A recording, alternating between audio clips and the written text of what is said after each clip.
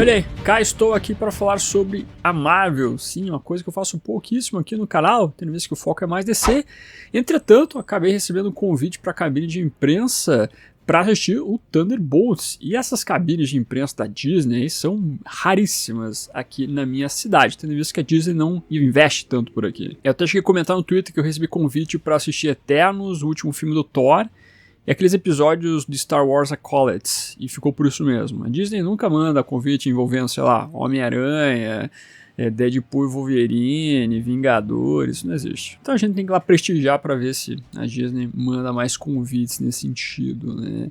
Até achei interessante que dentro da cabine de imprensa, é a primeira vez que eu assisti filme com segurança ao redor ali, né? Com binóculos assistindo, né?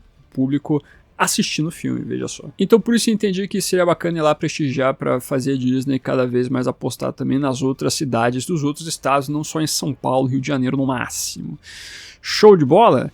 Mas enfim, então aí temos Thunderbolts.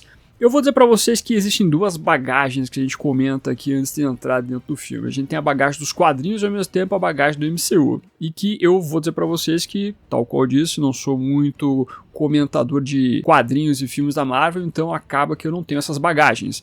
Eu fui assistir o filme na tentativa de ver algo independente de qualquer tipo de amarra, de construções do passado envolvendo o MCU. Em relação aos quadrinhos, o Thunderbolts é uma equipe conhecida por ser formada no começo por vilões dos heróis e com o passar do tempo teve reformulações para virar depois os Vingadores Sombrios. Que é uma coisa que a gente sabe que não se aplica nesse filme, tendo em vista que a formação desses Thunderbolts é formada por personagens que são meio que anti-heróis, mercenários, heróis aposentados e coisas nesse sentido. Então ele foge um pouquinho do que é o Thunderbolts dos quadrinhos. Faz parte.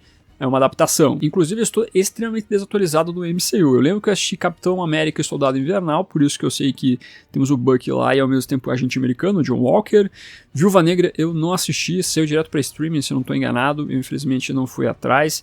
Eu assisti um pouco de Gavião Arqueiro, então eu sei que a Viúva Negra, a Florence, aparece lá, né, a atriz, que na verdade o nome da personagem é Yelena, e acho que fica por isso mesmo, meus amigos. Então por isso que eu tô aqui na bagagem MCU bem fraquíssima para comentar tudo isso.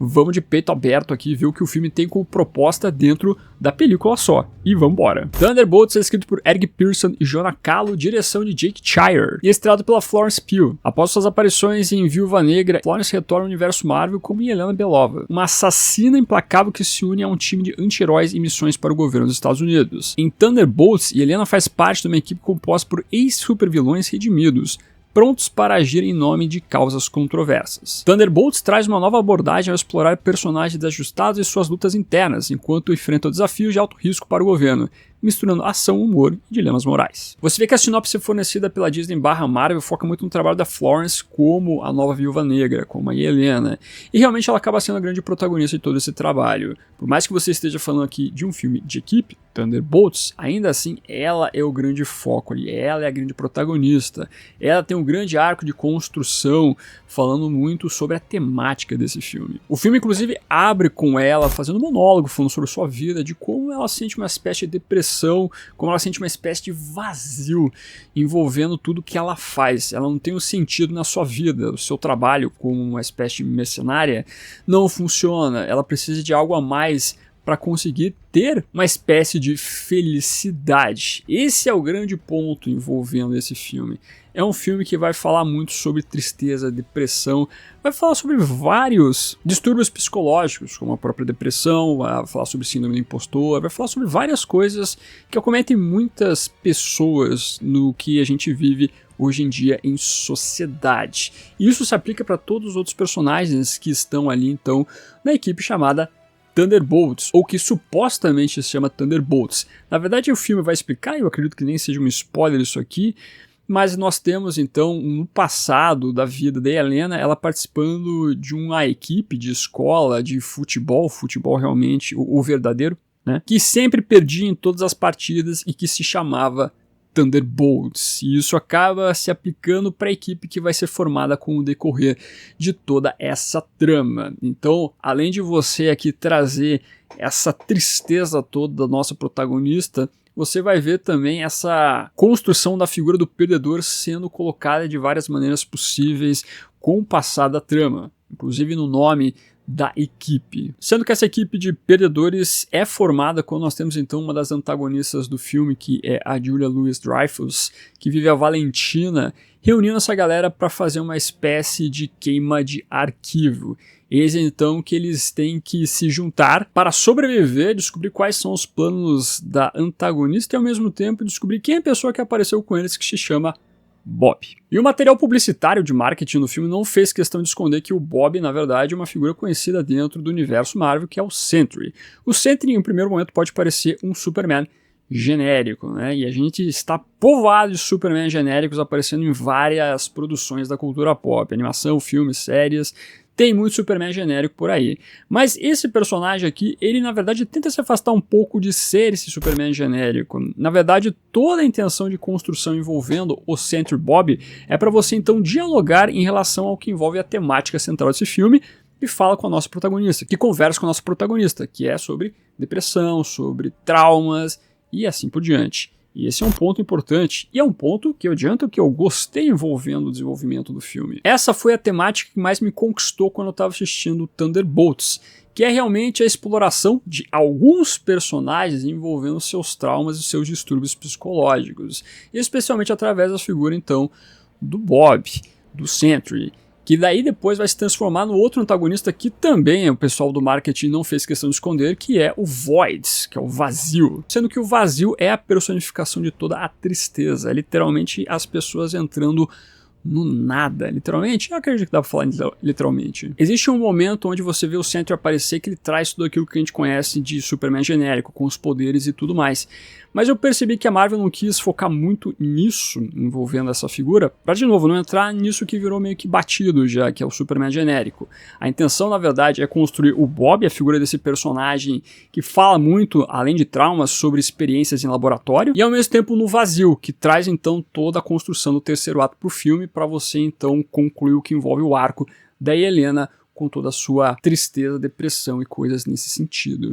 Então esse é o momento que mais me chama a atenção no que envolve os Thunderbolts. É realmente focar no que envolve esse sentimento que a nossa protagonista tem. Esse sentimento que realmente é algo muito palpável no que envolve qualquer pessoa que vai assistir um filme ou que está vivendo em sociedade hoje em dia. Cada vez mais nós somos expostos a vários tipos de distúrbios e hoje em dia a gente pode falar cada vez mais sobre isso, para tentar de alguma maneira tratá-los. E aí você vê então o filme abordar muito essa temática. Então realmente é o ponto que mais me chamou a atenção no trabalho com os Thunderbolts. Até porque você tem um excelente trabalho da Florence Pugh fazendo uma grande personagem aqui. Realmente é um grande trabalho que ela acaba trazendo, vivenciando essa figura toda traumatizada.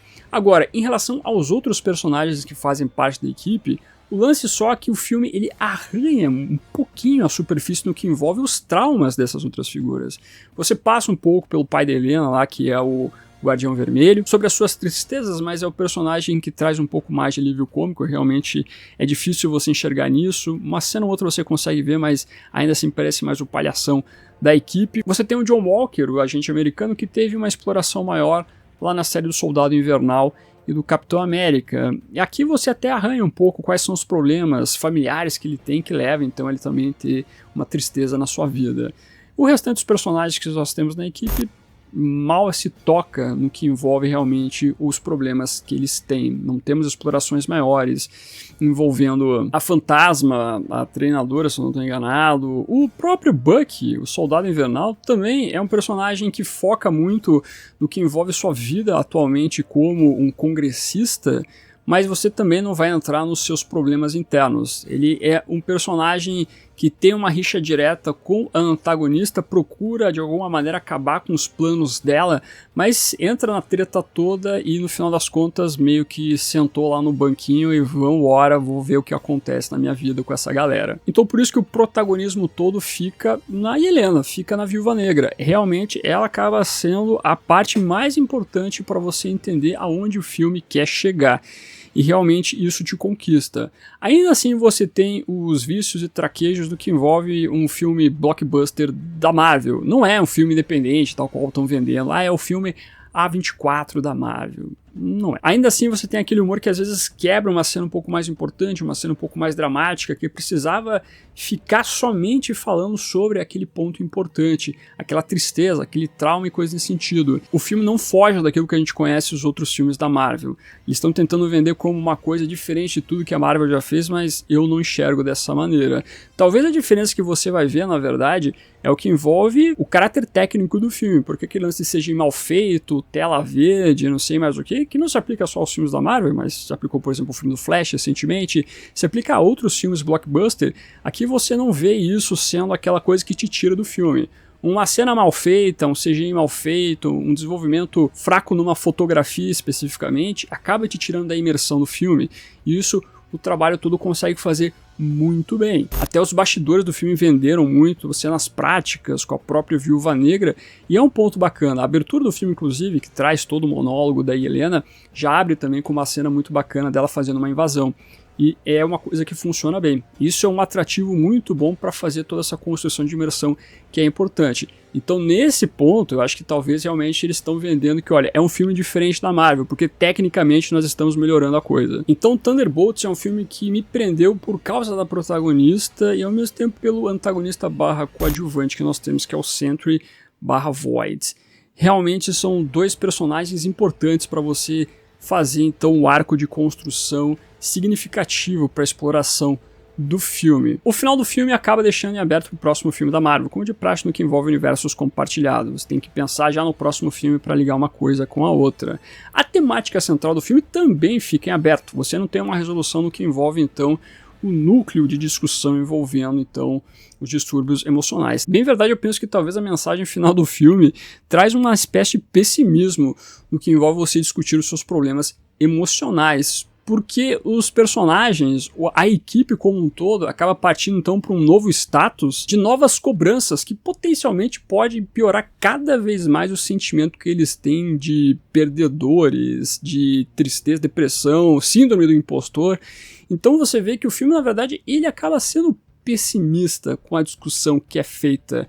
Talvez a vida não traga nenhum tipo de resolução. Você tem que viver naquilo que você consegue e seja o que Deus quiser. Porque nem sempre o próximo passo pode ser aquele que vai te ajudar. Às vezes pode piorar. Em resumo, eu gostei do filme. Ele ainda possui alguns vícios da Marvel, então não vá achando que você vai ver um filme extremamente diferente daquilo que você já vê com esse universo. Mas dentro da proposta que se elabora com esses personagens que eu citei, que são os mais aparentes, realmente vale a sua assistida. Em relação às cenas pós-créditos, tem uma cena no meio dos créditos que é inútil e a última cena sempre aquela que passa para o próximo filme da Marvel, etc, etc, etc. Então, enfim, meus amigos, convenhamos que essas cenas na verdade não importam tanto pro filme, assim, mas para a construção de universo, que é uma coisa que não é a proposta minha falar aqui. Mas e você, está empolgado para assistir Thunderbolts ou não? Prefere não assistir? Comente aqui embaixo, quero saber tudo de vocês. Sempre lembrando, todo dia tem vídeo aqui no canal, por isso vou dedicar 2 videozinhos para você assistir. Comentei algumas últimas novidades envolvendo o filme do Superman, veja lá os detalhes. E também falei sobre a Bat-Bíblia, a Bíblia que o Dennis O'Neil fez no passado envolvendo o Homem-Morcego,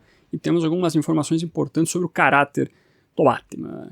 Agradecendo como sempre os membros do canal, o pessoal que está aparecendo aqui embaixo, muito obrigado por ajudar a financiar esse projeto. Não esqueça de curtir esse vídeo e se inscreva no canal se você é novo ou nova, que é o melhor lugar para você ficar muito bem informado sobre o universo do Batman. Esse foi ficando por aqui.